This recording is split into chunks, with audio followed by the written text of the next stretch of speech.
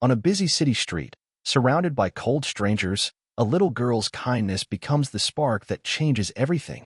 This is the story of hope, loss, and an unexpected bond that will change two lives forever. Subscribe and witness a journey of healing and redemption. The city moved around them like a river, endless streams of hurried footsteps, honking cars, and a blur of faces wrapped in cold indifference. Amid the noise and motion, something still and fragile caught the eye, a small figure kneeling by the curb. 6-year-old Amara's fingers trembled as she held out a plastic cup filled with water. The man sprawled on the cracked sidewalk was a stranger she had never seen before, his face bruised and battered, clothes torn and stained, eyes barely open. "Sir, please, drink this," Amara whispered, her voice soft but steady, like a fragile thread weaving through the chaos. The man's eyelids fluttered, and a faint groan escaped his cracked lips. His breaths were shallow, uneven, as if the world was weighing down on him with unbearable force. Around them, the city didn't stop. People passed by, heads down, avoiding the man's hollow gaze. No one stopped. No one helped. But Amara stayed. "Here," she said again, tilting the cup closer, careful not to spill the precious water. His hand twitched weakly, reaching out, brushing her fingers before closing around the cup. As he drank, Amara's eyes searched his face, looking past the bruises and exhaustion, seeing something buried deep beneath. A flicker of pain. A story waiting to be told. "Are you okay?" she asked quietly. He tried to answer but only managed a faint, confused shake of his head. "Do you need help? Should I call someone?" Amara looked around but didn't see anyone who would care. "No," he whispered hoarsely. I don't remember." Amara's brow furrowed. "You don't remember?" He tried to focus on her face, but everything was blurry, like looking through fogged glass. "My name," he muttered, voice cracking. "Where am I?" Amara bit her lip, suddenly feeling small in the vast city. But she held his gaze. "I'm Amara," she said. "I'm here." A quiet promise in her words. Minutes passed. The man's strength was fading, but the simple kindness from a small girl was something he clung to, an anchor in the storm of his lost mind. Sirens wailed distantly, but Amara ignored the growing noise. For now, there was only this moment, this fragile connection.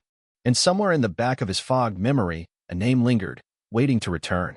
The city never seemed to sleep, but in the small bubble where Amara and the man sat, time slowed down. The relentless hum of traffic and chatter faded into the background as Amara looked after him with quiet determination. He still sat on the cold concrete, his back resting against the chipped stone wall of an old building.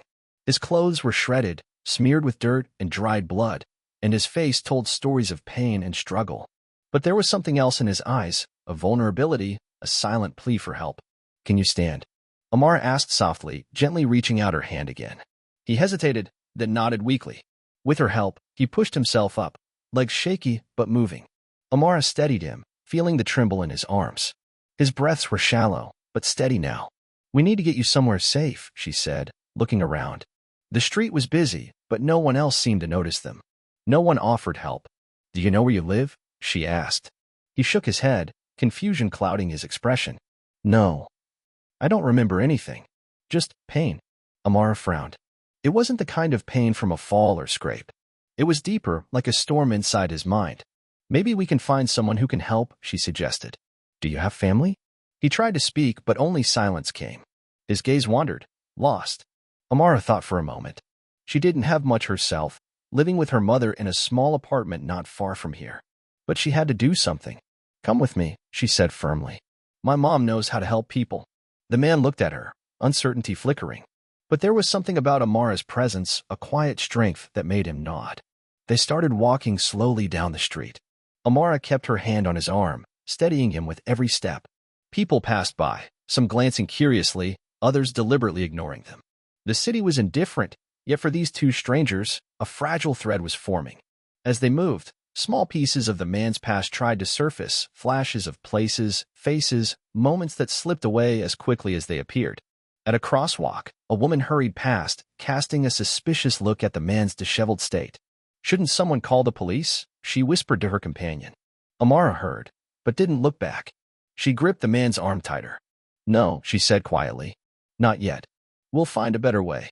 When they reached her apartment building, Amara buzzed her mother, her fingers trembling. "Mom, there's a man outside. He's hurt and confused. Please, can you help?" The door buzzed open almost immediately. Her mother, a warm-faced woman named Denise, was waiting at the entrance. She took one look at the man and, without hesitation, led them inside. "Let's get you cleaned up," Denise said gently, wrapping the man in a soft blanket she pulled from a nearby chair. The man sank into the couch, exhaustion pulling him under. Amara sat close, watching, her small hand resting lightly on his arm. "What's your name?" Denise asked softly. He looked up, eyes meeting hers. "I don't know." Denise exchanged a worried glance with Amara. This was more than just an injured stranger. Hours passed. They gave him food and water, and slowly, fragments of memory started to come back. A mansion, a boardroom, people bowing their heads to him. But then shadows would fall again, swallowing the details. "I used to be someone," he said quietly. "Somewhere important." Amara's eyes shone with hope. "We'll find out who you are."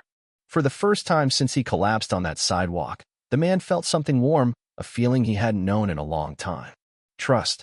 The next morning, light spilled softly through the curtains of the small apartment. The city outside was waking up, car horns blaring, distant shouts, footsteps on pavement, but inside, a fragile calm lingered. The man, still weak but rested, sat in an armchair by the window. His eyes scanned the room as if seeing it for the first time. The warmth of the sun felt strange against his pale skin, as though it was reminding him of something forgotten. Amara sat on the floor, her small fingers nervously twisting the hem of her shirt. Denise moved quietly in the kitchen, preparing breakfast. "Do you remember anything else?" Denise asked gently as she brought over a plate with eggs and toast. The man shook his head slowly. "Bits and pieces. Faces, voices. A woman's laugh. A child's drawing. But it's all blurred." Amara leaned forward. "Maybe if you tell us, it'll help." He closed his eyes, concentrating. Suddenly, a flash hit him, an enormous house with polished floors, chandeliers, and walls lined with expensive paintings. He opened his eyes sharply. "I think I lived in a big house. Not here. Somewhere far from these streets." Denise exchanged a glance with Amara, surprised by the contrast between this man's appearance and the image in his mind. "But why were you on the street like that?" Amara whispered, almost afraid to ask. The man's face twisted in pain. "I don't know. There was an accident. People, angry. I don't remember everything. Just the fear. The pain." Amara's eyes filled with tears. She reached out and held his hand. "We'll figure it out. Together." Days passed, and the man's strength returned slowly. He spent hours with Amara and Denise, sometimes talking, sometimes silent, always haunted by fragments of memories that refused to form a whole picture. One afternoon, Amara found an old newspaper tucked in the corner of the room. The headline caught her attention. "Local billionaire disappears, family concerned." She called the man over. "Look at this." His hands trembled as he read the article. The photo was blurry, but unmistakably his own face, clean, confident, different. "My name, it's James," he whispered. "James Carter." Amara smiled softly. "You're going to be okay, James." But James looked away, a shadow crossing his face. "It's hard to believe," he said. "How did I end up like this? And why can't I remember what happened?" Denise put a comforting hand on his shoulder. "Sometimes, the hardest memories take time to heal." That evening, as the city lights flickered outside, James sat by the window, staring at the skyline. The man who once ruled boardrooms was now a stranger to himself. But in this small apartment, with a little girl's hope and a mother's kindness, he had found a new chance, a chance to reclaim his life, piece by piece. The next morning brought a mix of hope and unease. James sat quietly at the kitchen table, the morning light illuminating the faint scars and bruises that still marked his face. Denise poured him a cup of coffee, careful not to startle him. Amara was playing nearby, humming softly as she built a tower of wooden blocks. "James," Denise said gently, "have you thought about what we should do next? Someone might be looking for you." James stared into his coffee cup, swirling the dark liquid like a storm inside his mind. "I don't even know if I want to be found. There's a part of me that's scared. Scared of who I was and what happened." Amara, overhearing, looked up, her big eyes full of innocent concern. "But you're safe here with us." James smiled faintly, the first genuine smile in days. "You're right, Amara. You're a good friend." The sound of a phone ringing startled them. Denise answered, her face growing serious as she listened. "It's a woman. She says she's from a charity group, and she heard about James. Wants to help." James's heart raced. The outside world was closing in. "I don't know if I'm ready." Denise nodded. "You don't have to rush. But help could be good." Later that day, James and Denise met with a social worker named Clara. She was kind, patient, and asked many questions about James's health, memories, and needs. "Mr. Carter," Clara said gently, "we want to help you get back on your feet. There are programs, support, people who care." James swallowed hard. "I lost everything. My memory, my family. I don't even know who I am anymore." Clara smiled warmly. "You are still you, Mr. Carter. And you're not alone." Meanwhile, Amara continued to shadow James wherever he went, her tiny hand holding his whenever he seemed lost. One afternoon, as they walked through a park, James noticed how different this world was from the polished boardrooms and marble halls he vaguely remembered. Children laughed freely, street vendors called out their wares, and strangers smiled without suspicion. He bent down and picked up a small, crumpled flower from the ground. This feels real." Amara nodded. "Because it is." James's eyes met hers, and in that moment, a bond deeper than words formed two souls, scarred but healing, finding strength in each other. But the shadows of his past were not finished with him yet. That evening, as James sat alone, a sudden knock at the door shattered the quiet. He looked through the peephole and saw a man in a sharp suit, eyes cold and unreadable. "James Carter?" the man asked. "We need to talk." James froze behind the door, heart pounding in his chest. The sharp-suited man's voice echoed through the thin wood, cold and unyielding. "James Carter? It's important we talk." Denise appeared behind him, eyes wary. "Who is it?" The man cleared his throat. "My name is Henry Whitman. I represent the Carter family's interests. We've been searching for Mr. Carter since his disappearance." James swallowed hard, fingers trembling on the doorknob. Memories fluttered like broken leaves, whispers of power, betrayal, secrets he couldn't grasp. "Can I help you inside?" Henry asked, stepping forward, eyes scanning the cramped apartment as if judging its worth. Denise hesitated but stepped aside. Amara clung to James's leg, sensing the tension. Henry pulled out a business card.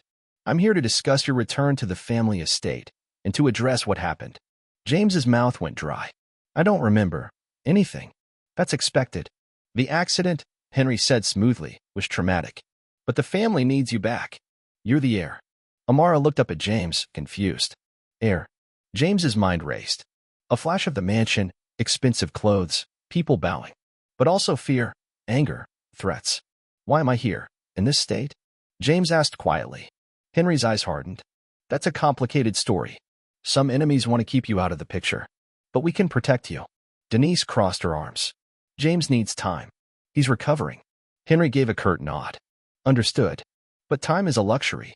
You'll have to make decisions soon." After Henry left, silence settled like a heavy fog. James sat down, exhausted. "I'm caught between two worlds. The life I barely remember, and this one, simple, real." Amara sat beside him, small hand in his. "You're not alone." That night, James lay awake, shadows dancing on the ceiling. The future was uncertain, but one thing was clear: he couldn't face it without the people who believed in him. The morning air was heavy with silence. James sat on the edge of the worn-out couch, staring at his reflection in the cracked mirror across the room. His eyes looked tired, but within them flickered a growing resolve. Denise stood nearby, folding laundry. "Have you thought about what you want to do?" "About going back." James sighed, running his hand through his thinning hair.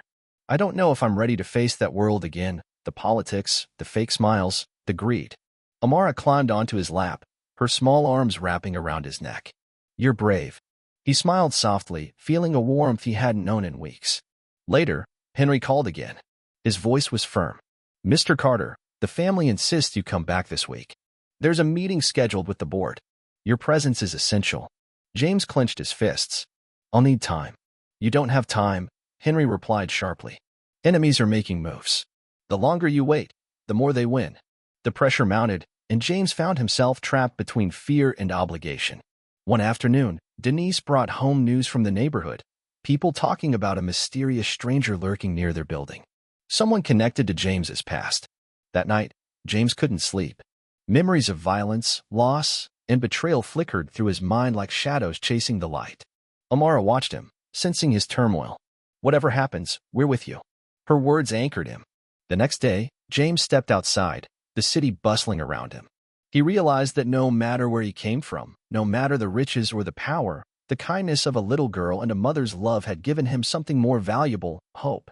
The days following Henry's warning slipped by like shadows, darkening James's thoughts. The tension between his fragile new life and the looming specter of his past grew heavier with every phone call and every message that flashed on his screen. Henry was relentless. His voice, cold and precise, cut through the fragile bubble James tried to build.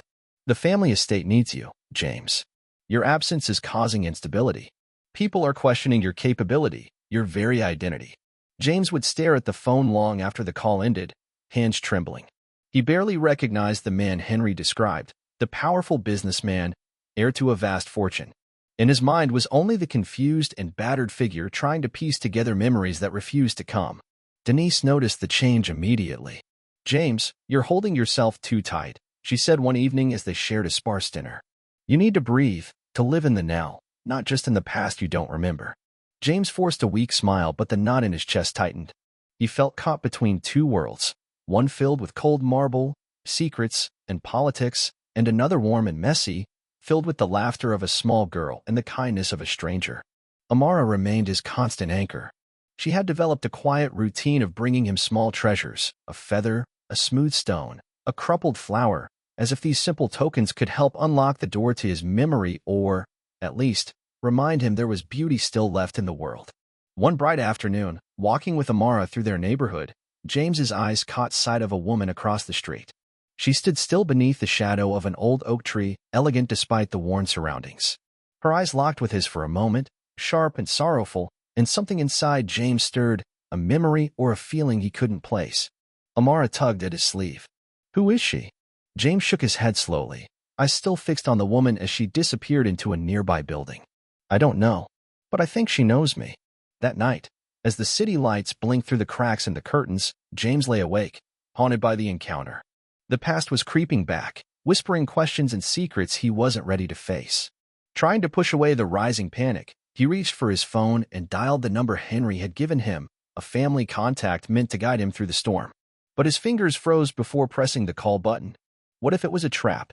What if the people from his past wanted to hurt him again? His phone vibrated on the bedside table. A message appeared. "We need to talk. Meet me tomorrow. M." James's breath caught in his throat. "Who's M?" Denise's voice was soft but filled with concern as she peeked over his shoulder. James swallowed hard, eyes flickering between the screen and Denise's worried face. "I don't know, but I have to find out." Denise placed a comforting hand on his shoulder. "Be careful, James. You're not alone." Despite the warmth of her words, a cold fear gripped him. The fragile peace he had fought so hard to build was at risk of shattering. The next morning arrived with an uneasy stillness. James dressed carefully, choosing clothes that blended into the crowd. He didn't want to draw attention, not from the family or their enemies. Amara pressed a small hand into his. "I'll wait here." He smiled gratefully. "Thank you, Amara, for everything." Outside, the city pulsed with life, the roar of cars, distant sirens, and the chatter of strangers. James walked toward the meeting place, a quiet cafe on the edge of town. Inside, a woman sat at a corner table, her posture rigid but eyes kind. "James," she said softly when he approached. "I'm Maya." Her name sent a shiver down his spine. Maya was his sister. She explained how after his disappearance, the family had been fractured. Some members believed he was dead, others suspected foul play. "We've been trying to protect you," Maya said, her voice trembling. "Enemies want to control everything, the company, the fortune, the legacy. But we want you safe, and we want to help you remember." James looked into her eyes, searching for the sister he never knew. "Why didn't you come before?" he asked. "I couldn't risk you being hurt again," Maya replied. "But now, we don't have a choice. The threats are real." As they talked, memories began to flicker, a birthday party, a Christmas tree, laughter, and tears. But with them came a deep ache, the knowledge of what was lost and what could be regained. Back at the apartment, Denise and Amara waited anxiously. When James returned, his face was pale but determined. "I have a choice," he said quietly. "I can either run from the past or face it. For me, for Amara, and for everyone who's helped me." Denise smiled through tears. "We'll be with you." Amara hugged him tightly. "You're my hero." In that moment, James felt a strength he hadn't known, a fierce, fragile hope that no matter how dark the past, the future could still be rewritten. The morning sun filtered through thin curtains as James prepared himself for the world he had tried to avoid. The boardroom awaited, a place filled with cold ambition and whispered threats. Yet today, James felt something new, a fire beneath his weariness. Denise packed a small lunch for Amara and kissed James on the forehead. Be strong. We believe in you. Amara hugged him tightly, her eyes bright with trust. You can do this. James nodded, steeling himself. I have to. As he entered the towering glass building, memories tried to claw their way back. Faces of people he once trusted, now strangers or worse. Henry greeted him with a curt nod. Right on time. The boardroom was filled with sharp suits and sharper eyes. The chairman's gaze bore into James immediately. Mr. Carter, the chairman began, voice thick with expectation, we have serious concerns about your absence. Share with us your intentions. James took a deep breath. I intend to take back my place, not just for myself, but for the legacy my family built. Murmurs rippled through the room. One woman, slick and cold, interrupted. Legacy? Or just a faded memory you're clinging to? We've managed without you. James locked eyes with her. Then you'll manage with me. The discussion turned fierce, accusations, threats veiled in polite tones. James realized that his battle wasn't just for control of a company, but for his own identity and the future of those who depended on him. After hours of tense negotiation, James left the building exhausted but victorious. He had reclaimed a piece of himself. Outside, the city buzzed with indifference, but to James, it felt like a battlefield where every step counted. Denise and Amara were waiting. Their smiles were small but genuine. Did you win? Amara asked eagerly. James smiled. I did. But this is only the beginning. He knew the road ahead was long, filled with challenges that would test his strength and his heart. Yet, with the love of those who believed in him, James felt ready to face whatever shadows lurked in the boardroom and beyond. The days that followed James's return to the boardroom were anything but peaceful. Though he had won a foothold, the currents beneath the surface were treacherous. Henry's tone grew colder, his words sharper. You're playing a dangerous game, James. Remember, family loyalty only goes so far. James sensed the threat, but refused to back down.